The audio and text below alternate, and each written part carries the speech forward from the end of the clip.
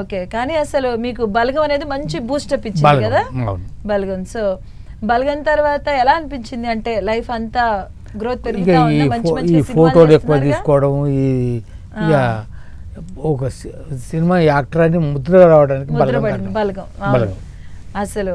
కానీ అందులో అవకాశం ఎలా వచ్చింది అసలు బలగంతో? వేణుగారు ఎక్కడ చూసారా? వేణుగారు నా నాటకాలు చూశాట. అయితే అంతకుముందు నేను కొత్త పొరడు అనేటటువంటి దాంట్లో పనిచేశాను. ఆ కొత్త పొరడు దర్శకుడు వేణుగారు దోస్తుడు. ఓకే, మీరు మొదట చేసి ఆగిపోయిన సినిమా దానికి సంబంధించి కాదు, ఇది కొత్త పొరడు అనే సినిమా. ఇది యూట్యూబ్ లో వచ్చింది, షార్ట్ ఫిల్మ్స్.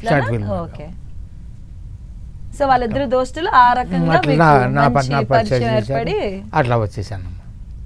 ఓకే, సో అలా బలగం తర్వాత మాత్రం ఆగకుండా సాగుతుంది ప్రయాణం. అప్పుడు ఎలా అనిపించింది పెద్దయినా? కొంచెం కొత్తగా అనిపించింది. ఈ ఫోటోలు తీసుకునే వల్ల చాలా ఇబ్బందులు ఉన్నాయి. నన్ను సాధారణంగా ఉండలే, అసాధారణమైన వ్యక్తిలాగా ప్రవర్తించడం. పెళ్లికి పోతే కూడా నేను టీ తాగుతుంటే కూడా ఒక ఫోటో సార్ అనడం, టీ పక్క పెట్టి ఫోటో తీయడం, నేను అటు చూసేవరకు టీ అక్కడి నుంచి తీసేస్తాడు. ఇట్లా కొంచెం ఎక్కువ మందికి ఎక్కువ సినిమాలు చేసిన వాళ్ళకి వచ్చినట్టుగా ఇబ్బందులు నాకు కూడా వచ్చినది అంతే. ఇప్పుడు మరి పెద్దగా ఇప్పుడు నాటకాలు అనుకో, కెమెరా ఉండదు, మన నాటకాలు అలా వేస్తూ ఉంటాం, ముందు ప్రేక్షకులు ఉంటారు, సో మీకు అప్పుడే తెలిసిపోతుంది రెస్పాన్స్ ఎలా ఉంటుంది అని. కానీ సినిమాకి వచ్చేసరికి డిఫరెంట్ కదా, కెమెరా ఉంటది, కొన్ని యాంగిల్స్ లో ఉండాలి, ఇలా ఉండాలి, అలా ఉండాలి, ఇట్లా ఇవన్నీ చెప్తారు. సో మొట్టమొదటిగా నువ్వు కెమెరా చూసినప్పుడు ఏమనిపించింది? నాకు నాటకాలు వేసిన కనుక కెమెరా నాకు ఏమనిపిస్తుంది, ఏమనిపించలా. వాళ్ళు చెప్పింది చేయాలనుకున్నాం, చేసేసాం. ఇప్పుడు కూడా ఈ కెమెరా చూస్తే కొత్తగా అనిపించదు, కానీ 2-3 టేకులు తీసుకుంటే కాడ కొద్దిగా ఇబ్బంది అవుతుంది. ఇక్కడ మళ్ళొకసారి అంటుంటారు కదా, అది ఇబ్బంది అనిపిస్తుంది. అన్ని చూసుకోవాలి కదా పెద్దయ్య, మరి చుట్టుపక్కల నీ ఒక్క ఫ్రేమే కాకుండా కొంతమంది చాలా యాక్టర్స్ ఉంటారు కదా, అవన్నీ చూసుకుంటారు కాబట్టి కొంచెం ఇబ్బంది అవుతుంది. అక్కడ నా చావు నేనే చావాలి స్టేజ్ మీద. ఇక్కడ సచినట్టు చూపెట్టడానికి ఒకవైపు కెమెరామెన్, ఒక మంది, ఇంతమంది చూస్తున్నారు. ముక్కులో దూది పెట్టుడు, మీద కుంకుమ తల్లుడు, తెల్ల బట్ట కట్టుడు, దండేస్తుడు, ఏ తక్కువ పడ్డా కూడా శవంలాగా కనిపించదు.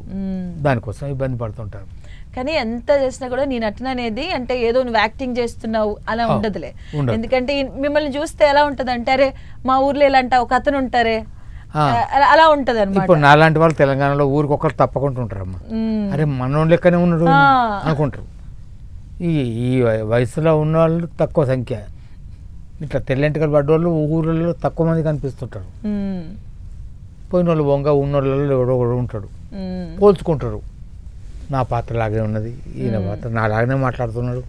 నేను పల్లెటూరులో పుట్టినాను కనుక వాళ్ళలాగానే మాట్లాడతాను. కానీ ఇప్పుడు అందరికి అదే నచ్చుతుంది, ఏదో కొత్తగా తీసుకొచ్చి ఇలా యాక్ట్ చేయాలని కాకుండా మనం ఎలా ఉంటామో అలా నువ్వు చేస్తావు చూడు యాక్టింగ్. ఇప్పుడు చూసినప్పుడు అరే మా ఊర్లో ఇలాంటి ఒక వ్యక్తి ఉంటారు, రచ్చబండి దగ్గర కూర్చోడు, ఇలా అలా టక్కన గుర్తొస్తారు అనమాట అందరు కూడా. అందుకని అంత దగ్గర అవుతున్నావు ప్రేక్షకులకు కూడా నువ్వు. సో తర్వాత నువ్వు చేసే క్యారెక్టర్స్ కూడా చూడొచ్చు. ఇప్పుడు బలగంలో చూసుకుందాం, కొమరయ్య, అది కూడా చాలా దగ్గరగా ఉంటది. బాపు, అది చాలా అసలు సెంటిమెంట్ గా చాలా వర్కౌట్ అయింది. తెచ్చిపెట్టుకున్నట్టుగా ఉండదు. ఆ ఊర్లో ఒక మనిషిలాగా వాళ్ళకు కనిపిస్తాను, అనిపిస్తాను, వినిపిస్తాను కూడా, కనుక దగ్గరగా ఉంటాను. మరి బలగం చేసిన తర్వాత మంచి మంచి వాళ్ళు కూడా ఫోన్ చేసి మాట్లాడి ఉంటారు కదా, పెద్ద పెద్ద డైరెక్టర్స్, నాకు చదువుకున్న పిల్లలు బాగా చేశారు సార్ అన్న వాళ్ళు ఉన్నారు. కానీ అవార్డులు కూడా వచ్చాయి కదా? వచ్చాయి. ఎలా ఉండింది అప్పుడు? ఏమో తల్లి, అంత ముందే అవార్డు చాలా వచ్చాయి నాకు. అవార్డులకు తక్కువ ఏం లేదు తల్లి, నాటకాలే అవార్డులు వచ్చినాయి నాకు, నాటకాల్లో కూడా వచ్చినాయి కనుక ఈ సినిమా అవార్డులు నాకు కొత్తగా కనిపించలేదు, వినిపించలేదు. అట్లా దిల్ రాజు గారు ఏమన్నారు అప్పట్లో? సినిమాలు చేశారు కదా, చాలా సహకరించారు. ఆ సినిమా అంత గొప్పగా రావడానికి వారు కూడా ప్రధాన కారణం.